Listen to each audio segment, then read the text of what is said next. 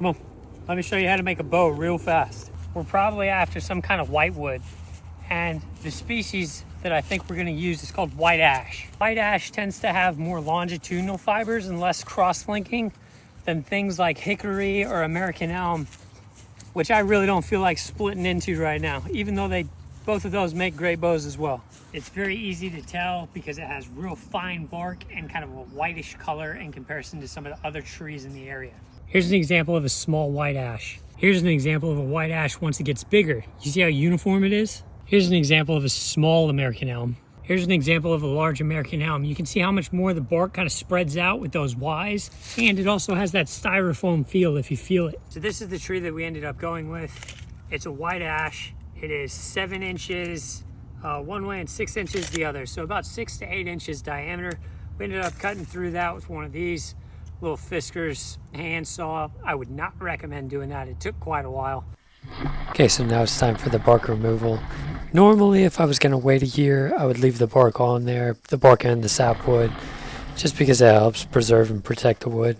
But because we are planning on making kind of sped up bows with these staves, I went ahead and removed the bark and sapwood, and you'll see the extra precautionary step that we take.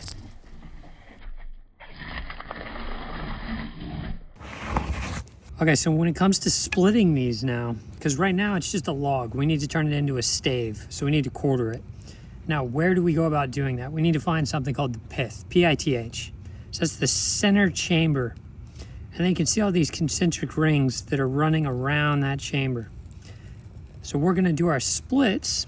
We're gonna see if there's any natural splits, which there's kind of one running here. So I'll probably do a split there. And then we'll probably do another one going 90 degrees to that.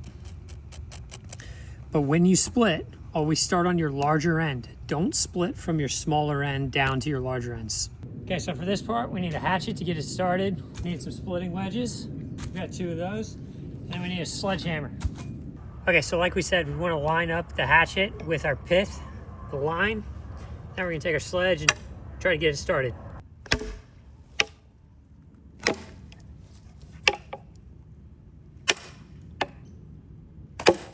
Okay, so as this crack is opened up, you can see there's hardly any cross-linking fibers. So we have an easy day. So you're just gonna take your next wedge, put it down about as far as you can, and hammer that one in.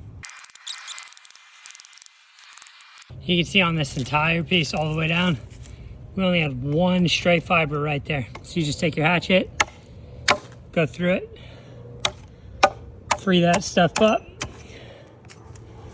and good. So here's our results from the first 2. Pretty much 2 perfect splits. Now we're gonna see if we can half each of these down so that we get 4 staves. We know our pith was down here, and it split beautifully because we split it through the pith. So now we're gonna repeat that process, but you wanna half whatever section you have left. So this radius, you go about to the halfway point, and you're gonna split it right here.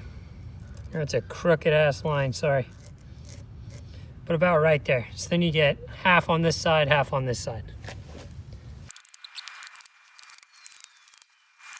All right, perfect stave, perfect stave. Beautiful. Out of that one 6-7 inch diameter log, we were able to get 4 staves, 3 of which are perfect, 72 inches long. I'll be able to make full length bows out of those.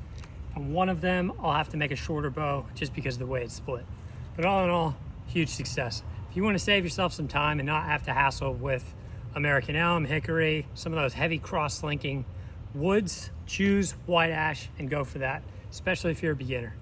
You don't want to spend all this work, make your staves, and then have them crack in a few days, a few weeks, and then be ruined. So one of my favorite things to do is get Type Bond 3 so that it's waterproof, and get maybe a 2 or 3 inch brush.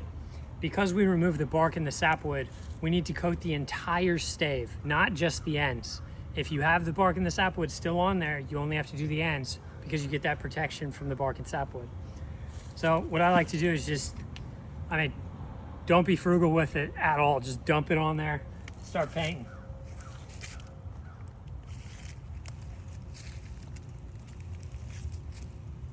And that'll just give you a nice temporary seal. until you're ready to do whatever you want to do.